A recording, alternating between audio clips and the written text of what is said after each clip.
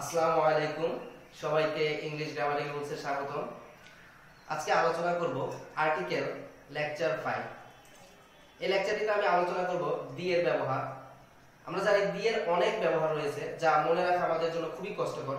তো আমি এই দি এর ব্যবহারগুলো গল্পের মাধ্যমে আলোচনা করার চেষ্টা করব যাতে আমরা সহজেই মনে রাখতে পারি। তাহলে চলুন আলোচনা করি।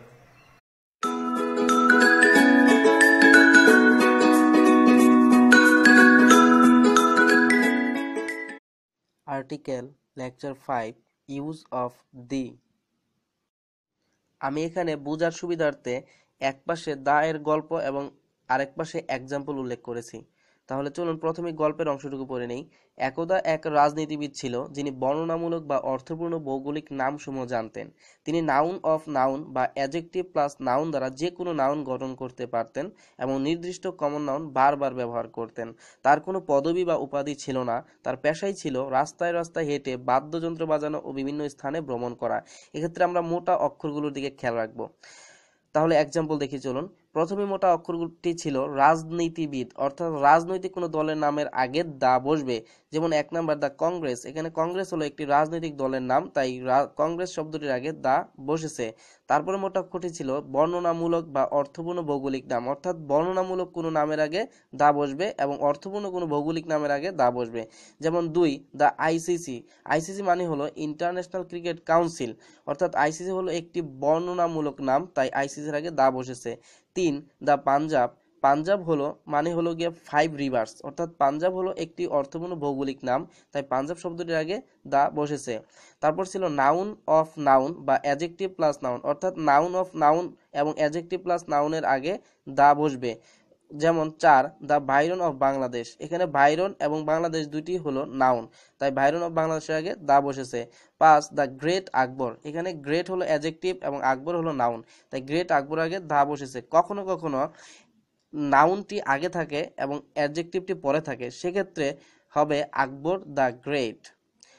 তারপর আছে নির্দিষ্ট কমন নাউন বারবার ব্যবহার, অর্থাৎ নির্দিষ্ট কমন নাউনের আগে আর্টিকেল দা বসবে, সেক্ষেত্রে কমন নাউনটি সিঙ্গুলার প্লুরাল যাই হোক না কেন। যেমন 6 দ্য স্টুডেন্টস অফ ক্লাস 10। এখানে ক্লাস 10 এর ছাত্রছাত্রীদেরকে নির্দিষ্ট করে বোঝানো হয়েছে, তাই স্টুডেন্ট কমন নাউনটির পূর্বে দা বসেছে। তারপরে আছে যদি নির্দিষ্ট কোনো কমন নাউন বারবার ব্যবহার করা হয় তাহলে প্রথমবার সেই কমন নাউনটির পূর্বে এ বা এন বসে, কিন্তু পরবর্তীতে যতবারই ব্যবহার করা হোক না কেন তার পূর্বে আর্টিকেল দা বসবে। যেমন 7 she bought a book and gave me the book. এখানে প্রথমবার বুক কমন নাউনটির পূর্বে এ বসেছে, কিন্তু দ্বিতীয়বার বুক কমন নাউনটির পূর্বে দা বসেছে। তারপরে আছে পদবি বা উপাধি, অর্থাৎ পদবি বা উপাধির পূর্বে দা বসবে। যেমন 8 দ্য হেডমাস্টার। এখানে হেডমাস্টার হলো একটি পদবি, তাই হেডমাস্টারের আগে দা বসেছে। তারপর ছিল পেশা, অর্থাৎ কোনো পেশার পূর্বে দা বসবে। যেমন 9 হি জয়েন্ট দ্য আর্মি।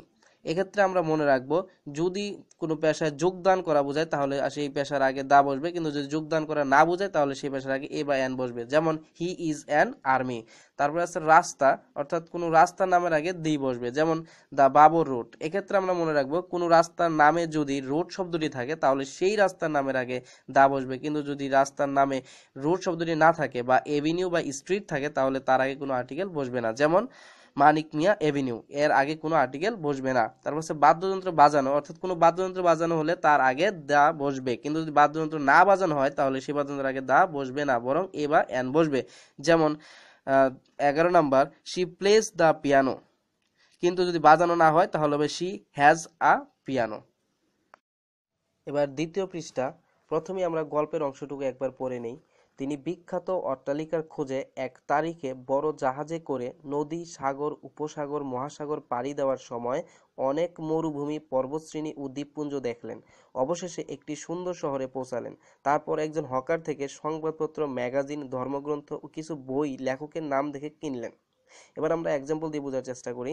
প্রথমে মোটা অক্ষরটি ছিল বিখ্যাত অট্টালিকা, অর্থাৎ কোনো বিখ্যাত অট্টালিকার নামের পূর্বে দা বসবে। যেমন 12 দা তাজমহল। এখানে তাজমহল হলো একটি বিখ্যাত অট্টালিকার নাম, তাই তার পূর্বে দা বসেছে। আরও কিছু উল্লেখযোগ্য সরকারি বা জনসাধারণের জন্য নির্মিত স্থান বা ভবনের পূর্বেও দা বসে। যেমন the high court, the cinema hall, the park ইত্যাদি। তারপর ছিল তারিখ, অর্থাৎ কোনো তারিখের পূর্বে দা বসবে। যেমন 13 the 15th of this month, এখানে 15th of this month হলো একটি তারিখ, তাই তার উপর দা বসেছে। তারপর ছিল জাহাজ, অর্থাৎ কোনো জাহাজের নামের উপরে দা বসবে, যেমন 14 দ্য টাইটানিক, এখানে টাইটানিক হলো একটি জাহাজের নাম, তাই তার উপরে দা বসেছে।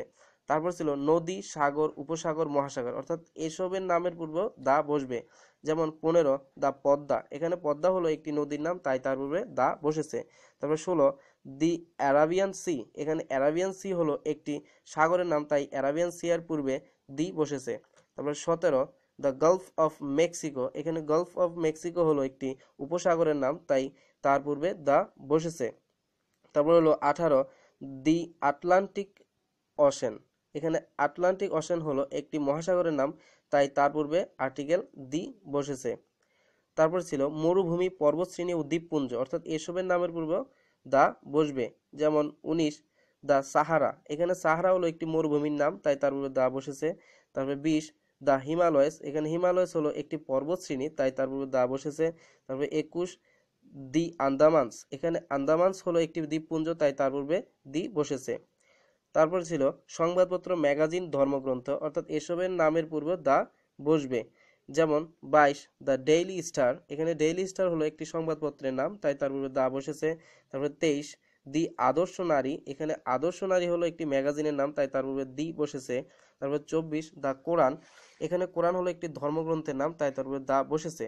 আরও কিছু কতিপয় প্রসিদ্ধ গ্রন্থের নামের পূর্বেও দা বসে, যেমন the Iliad, the Puranas, the Ramayana ইত্যাদি।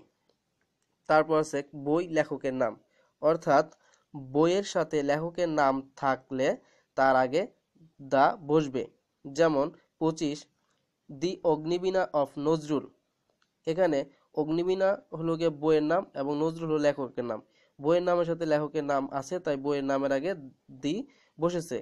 কিন্তু যদি লেখকের নাম আগে থাকে তাহলে কোনো আর্টিকেল বসবে না, যেমন নজরুলস অগ্নিবীণা, এক্ষেত্রে নজরুলস অগ্নিবীণার আগে কোনো আর্টিকেল বসবে না, কারণ নজরুল লেখকের নামটি আগে রয়েছে।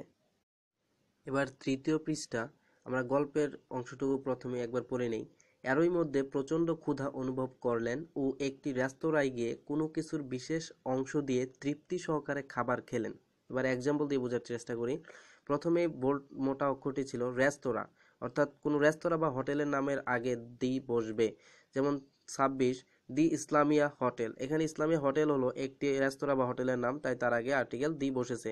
তারপর ছিল কোনো কিছুর বিশেষ অংশ, অর্থাৎ কোনো কিছুর বিশেষ অংশ বোঝালে তার আগে আর্টিকেল দা বসবে, যেমন 27 the yellow of an ইগ, yellow of ইগ অর্থ হলো ডিমের কুসুম, অর্থাৎ এখানে ডিমের একটা বিশেষ অংশকে বোঝানো হয়েছে, তাই তার আগে আর্টিকেল দা বসেছে। আজ এ পর্যন্তই থাক, গল্পের বাকি অংশ আগামী লেকচারে আলোচনা করব ইনশাআল্লাহ।